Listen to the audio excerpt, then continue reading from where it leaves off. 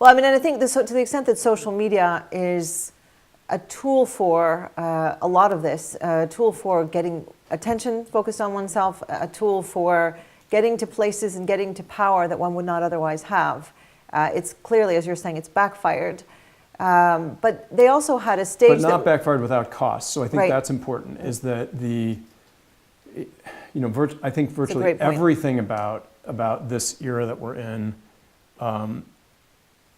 evades easy categorization, because there's a velocity to these events and there's a overlapping nature to them that means that we have to be simultaneously in the fight and even the way that social media has compressed the news cycle for leaders and how much the feedback loop has tightened. So you're dealing with a lot of the time some issue that literally is produced by somebody live tweeting or live feeding something that just happened. So the reporter or the constituent groups are dealing with this, and that can create lots of chaos when there are bad facts in that, or when there's. So the social media is part of the problem. It's a huge part of the problem. I think that it is done far much ill than it has good in terms of our causes as a constitutional republic trying to help people and produce good governance. I think in general it does a lot more harm. Well, than and good. it's another example of how it's giving people a piece of something. So Right. very often I happen to be a fan of Twitter because I do think it gets news out there. It's a way of sharing things.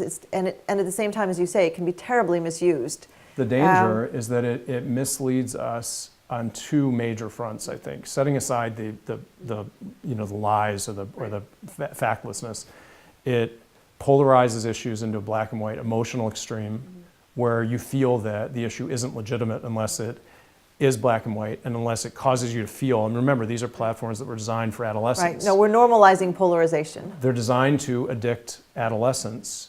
They're designed to make you addicted to them. So that's everything about them. And then the second thing is they're selective. Right. There's no way to get. There's no way to get context. 140 characters. There's zero way to actually, and they can't. There's no way to understand with any depth what the actual issue is. Try explaining the state of First Amendment law on Twitter. I've tried. Or even just the context. I mean, to understand, for example, when people look at the reports on Twitter of the car driving into a crowd, to understand even 2 or 3 key points.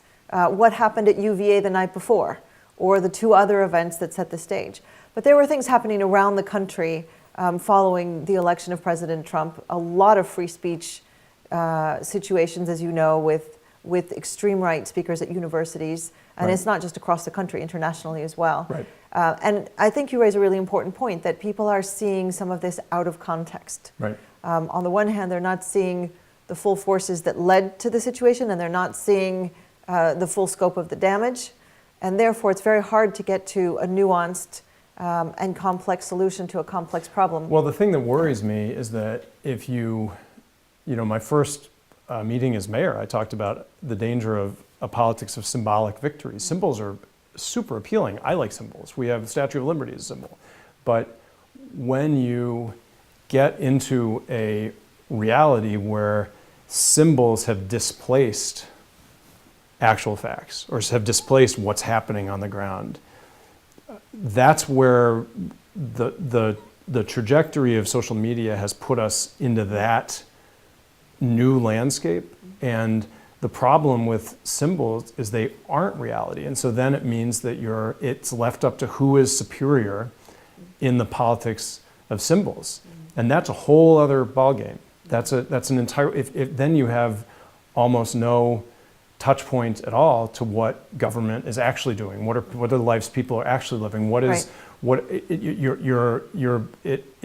It means that it has become sensation and entertainment, and who's a better performer. Well, you say it's not, and as you say, it's very not dangerous. It's not connected to reality. People are not making decisions in a democracy on reality, except the fact that there are very real consequences, Right. like So, the injuries and the death in your town. Without a doubt.